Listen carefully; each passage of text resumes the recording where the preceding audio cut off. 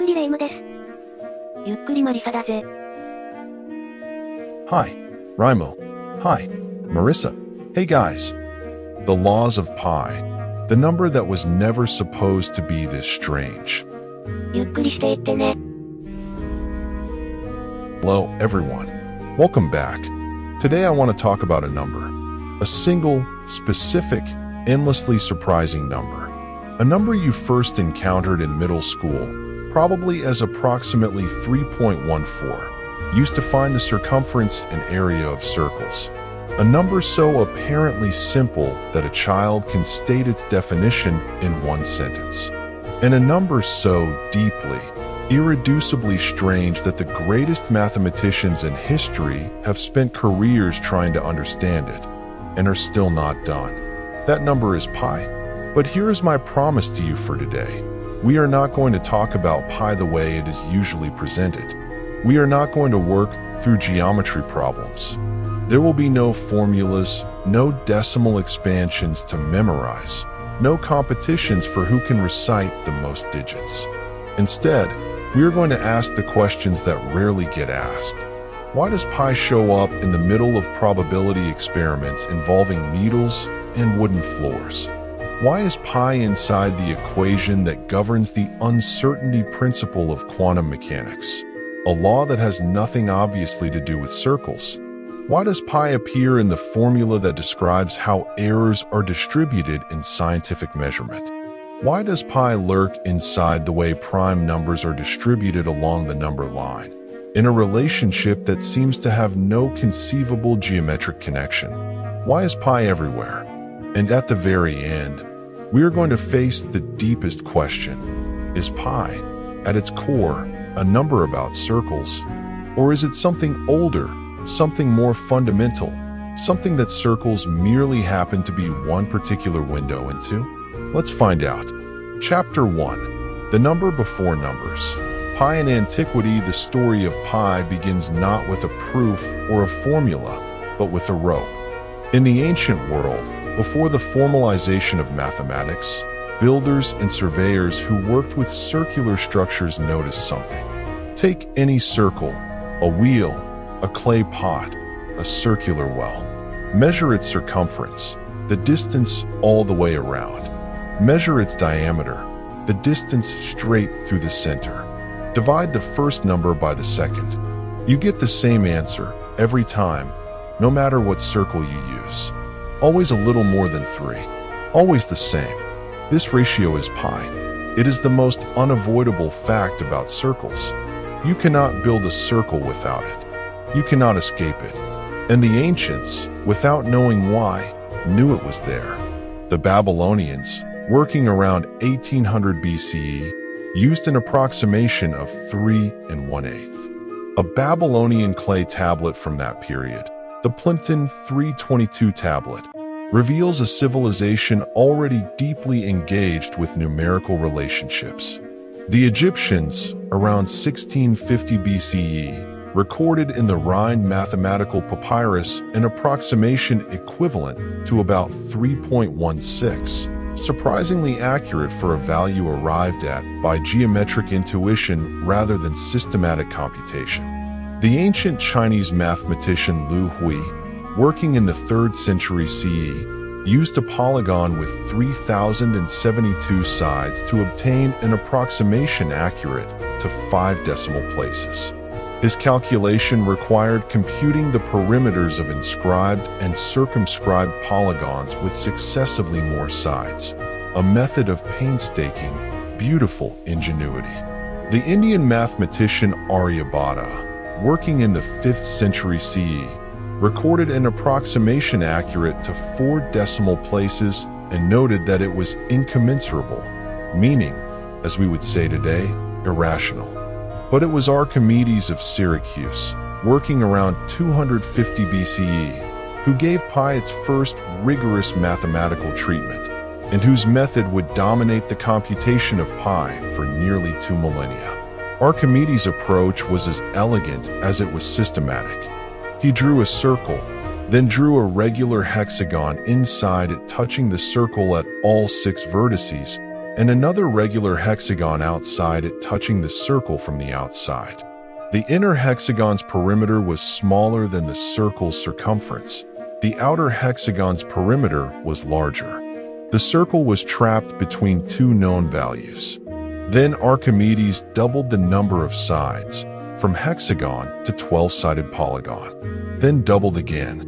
Then again. With each doubling, the inner and outer polygons pressed closer to the circle, squeezing its circumference between ever tighter bounds.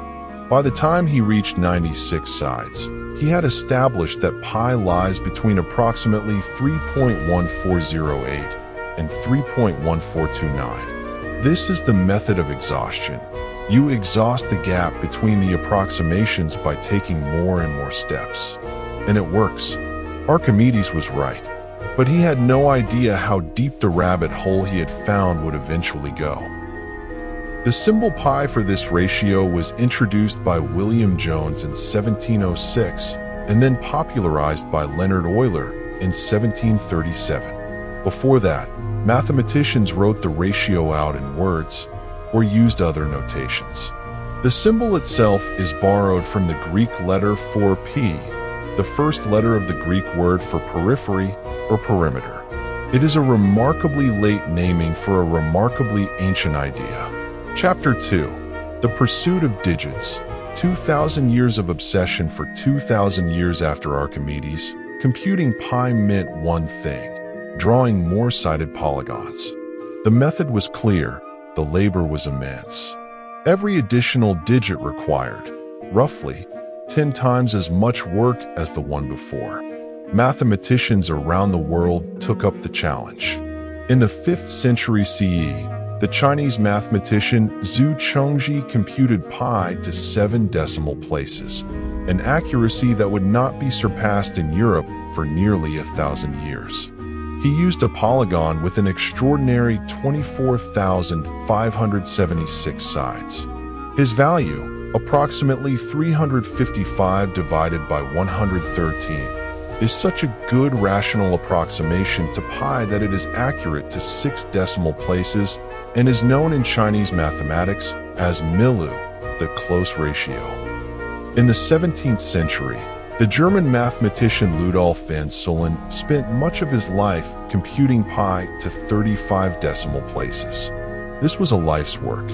The feat was considered so impressive that the digits were reportedly engraved on his tombstone. For a while, pi was known in Germany as the Ludolphine number. By this point, the polygon method had been stretched to its practical limit. Computing pi to 50, 60, 100 decimal places required polygons with more sides than the imagination could encompass. Something new was needed. The something new was calculus, and with calculus came infinite series. An infinite series is an infinite sum of terms that converges to a definite value. One of the first and most beautiful series for pi was discovered by the Scottish mathematician James Gregory and independently by the German philosopher and mathematician Gottfried Leibniz in the 17th century. It says that if you subtract 1/3 from 1, then add 1/5, then subtract 1/7, continuing this pattern forever with reciprocals of odd numbers alternating in sign, the sum converges to 1/4 of pi. This is astonishing. The reciprocals of odd numbers, which have nothing obvious to do with circles, combine in an infinite alternating sum to give something directly related to pi. The first glimpse of a pattern that would repeat itself throughout the story of pi. The number turns up in places that seem to have no geometric business producing it. The Gregory-Leibniz series is, however, catastrophically slow to converge. To get 10 decimal places of pi from it, you would need billions of terms. More efficient series were needed, and they arrived in steady progression over the following 2 centuries, culminating in the extraordinary work of an Indian mathematician who would appear at the beginning of the 20th century with a sheaf of formulas that seemed to come from nowhere. Chapter 3.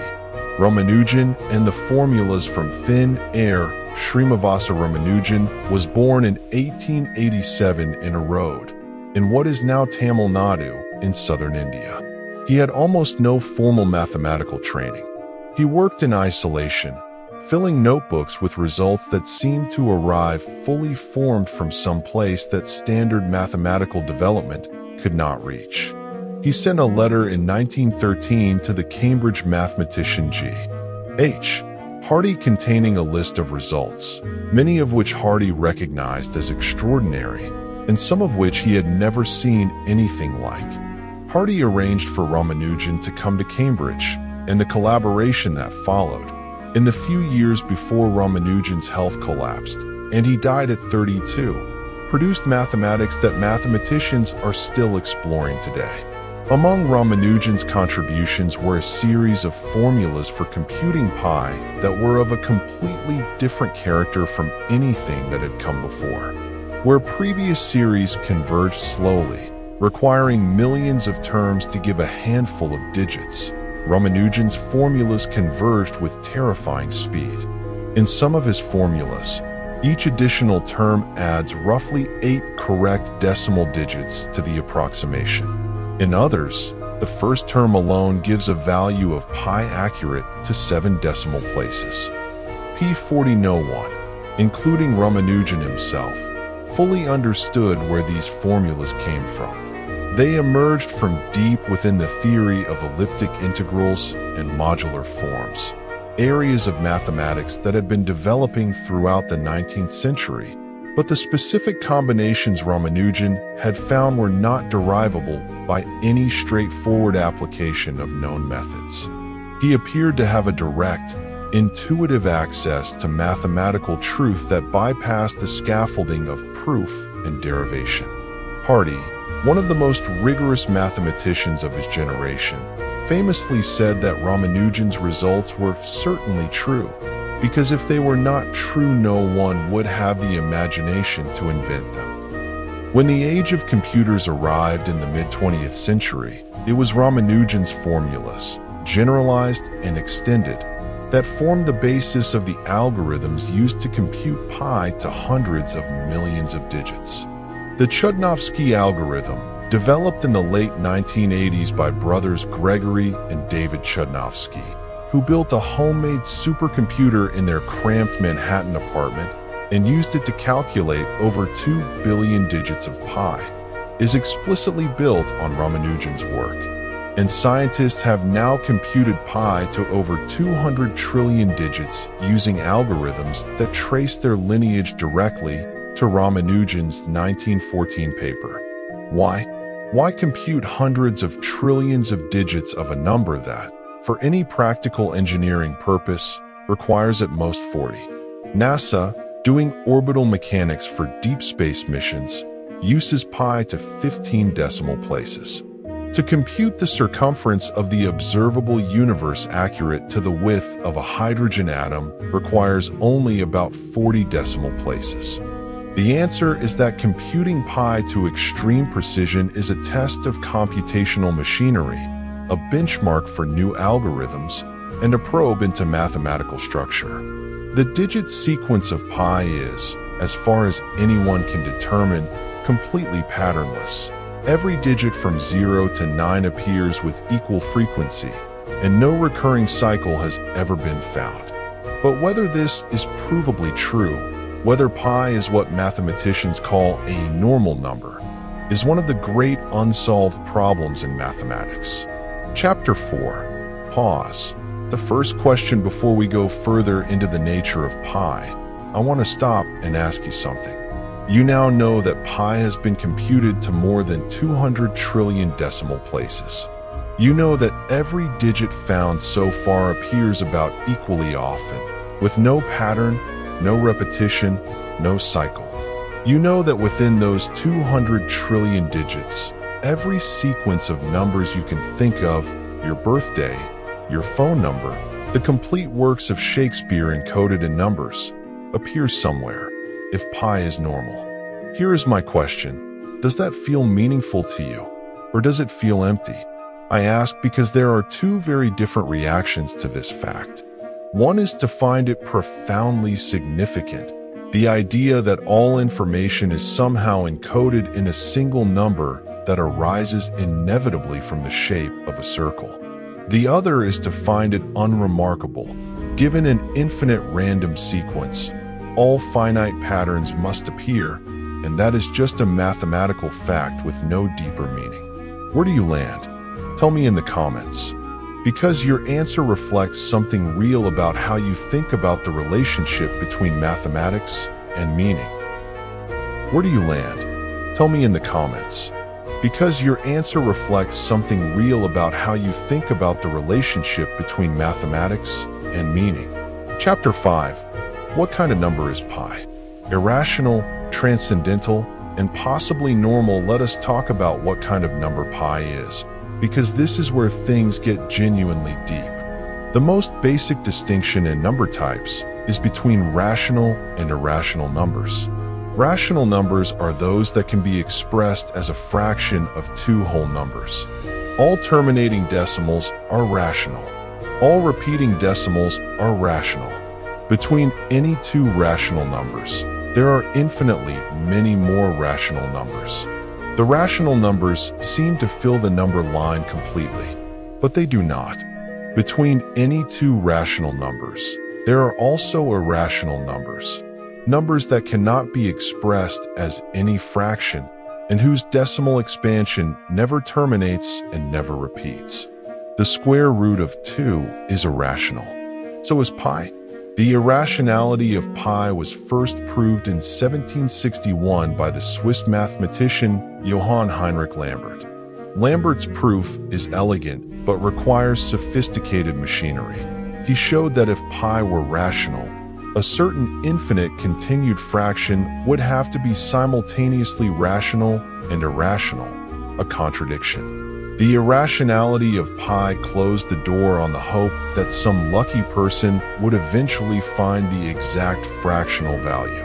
There is no such value, but pi's strangeness does not stop at irrationality. Then there are numbers that cannot be expressed as roots of any such polynomial, no matter how high the degree. These are called transcendental numbers. They transcend the reach of ordinary algebraic operations. The mathematician Charles Hermite proved in 1873 that the number e, the base of the natural logarithm, Euler's constant, is transcendental. And in 1882, the German mathematician Ferdinand von Lindemann proved that pi is transcendental. Lindemann's proof had an immediate and famous consequence. For more than 2,000 years, one of the great unsolved problems of ancient geometry was squaring the circle, constructing, with only a compass and straightedge in a finite number of steps, a square whose area equals that of a given circle. This problem was attempted by countless mathematicians across the ancient world. It was widely suspected to be impossible, but no one had proved it. Lindemann's proof that pi is transcendental settled the matter instantly. Any length constructible with compass and straightedge and finitely many steps must be algebraic. Pi is not algebraic. Therefore, a square with the same area as a given circle cannot be constructed. The problem that had teased mathematicians since the age of Archimedes was dead, closed by a single algebraic proof. The human response to this closing was, in at least one case, spectacularly unimpressed. In 1897, an Indiana physician named Edwin Goodwin convinced the Indiana State Legislature to introduce a bill that would, in effect, legislate a rational value for pi, approximately 3.2, as part of his claim to have solved the squaring of the circle. The bill passed the State House of Representatives before Clarence Waldo, a mathematics professor at Purdue University who happened to be visiting the Capitol that day, pointed out the impossibility to the senators. The bill was quietly shelved. Lindemann's proof of pi's transcendence had been established 15 years earlier, yet the legislative branch of an American state came within days of making mathematical history of the most embarrassing kind. Chapter 6. Pi and Circles. but not the way you think. Most people understand pi as follows. Pi is the ratio of a circle's circumference to its diameter.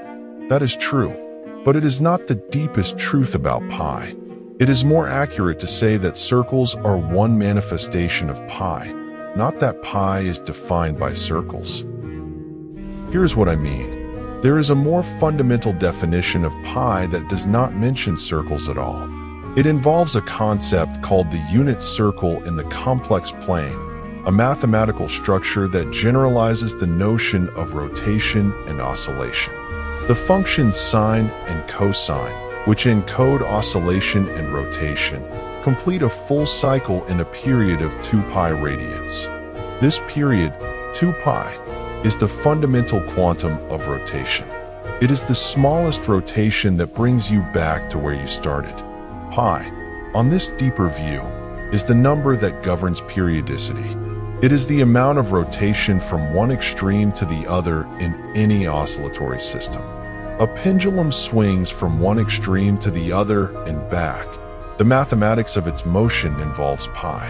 A vibrating string produces a sound wave. The wave's relationship to its wavelength involves pi. An electron orbiting an atomic nucleus in quantum mechanics follows probability distributions that involve pi.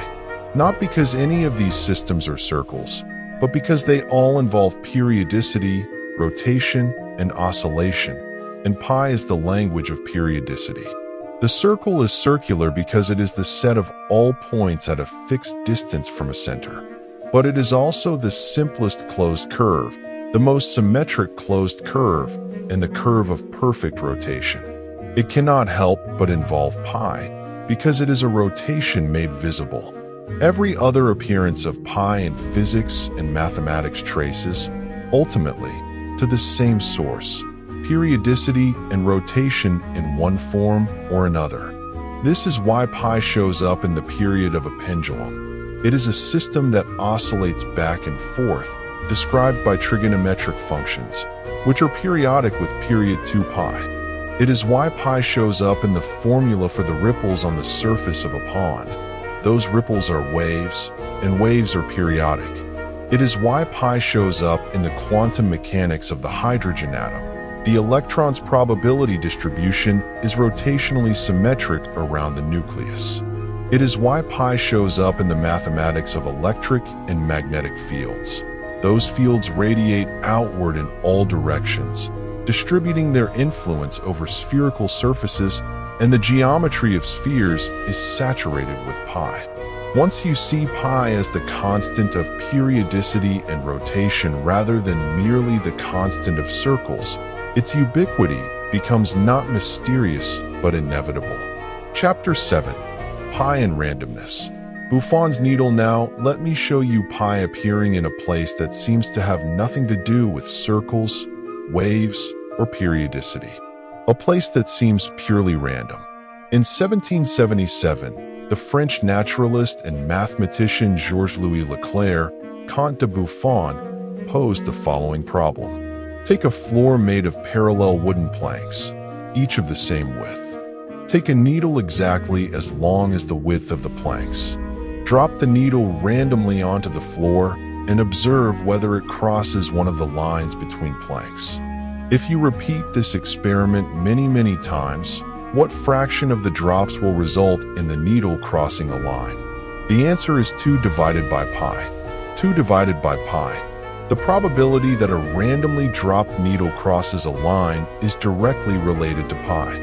In a completely random mechanical experiment with no circles visible anywhere, pi emerges from the mathematics of the process.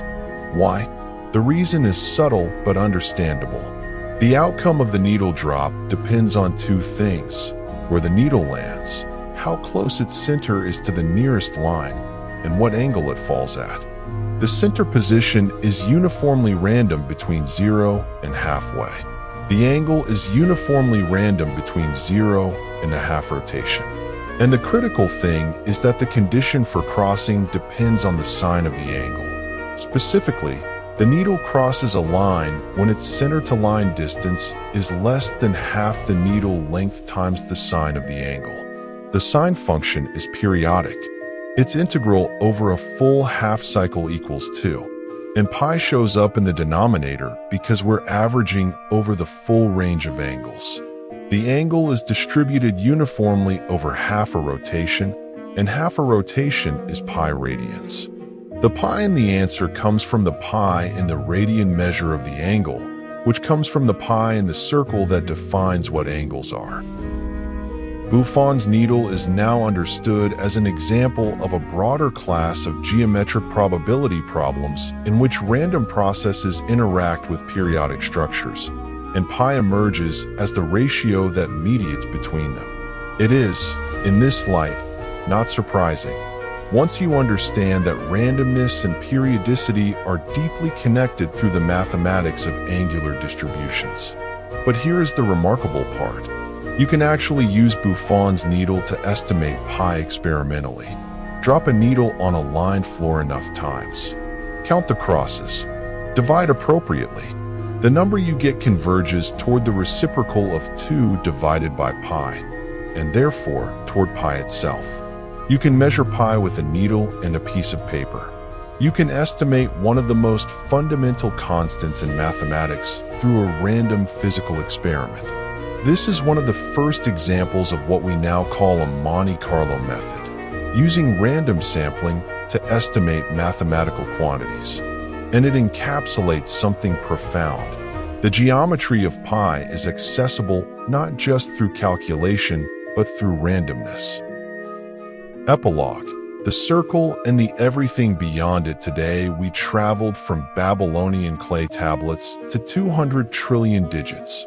From the polygon calculations of Archimedes to the astonishing formulas of Ramanujan, from the transcendence proof that closed the ancient squaring problem to the Indiana legislator who almost reopened it. We found pi in dropping needles, in bell curves, in quantum uncertainty, in Einstein's gravity, in prime numbers, and at the heart of the most beautiful identity in mathematics. And we ended with the question of what pi is really about, whether circles are its home or merely its most familiar address. What I want to leave you with is this. Pi is the answer you get when you ask the simplest possible question about the simplest possible shape. How many times does the diameter fit into the circumference? 3 times and a little bit more. What is that little bit more exactly? The answer to that question consumed 2,000 years of mathematics, produced some of the greatest intellectual achievements in human history, and is still not fully understood. Not because the digits haven't been computed, they have, to 200 trillion places, but because the deepest question about pi is not what its digits are. It is why a number defined by a child's measurement of a round plate turns out to be written into the foundations of gravity, electricity, probability, quantum mechanics, and the distribution of prime numbers. We do not fully know the answer, and that is, I think, one of the most exciting things in all of science. Thank you so much for spending this time with me today. If this video added something to the way you see the world, a like and a subscription genuinely help this work reach more people. And I would love to hear your thoughts in the comments about whether pi's ubiquity feels mystical or inevitable to you, and what you think the deepest nature of this strange, ancient, apparently inexhaustible number really is.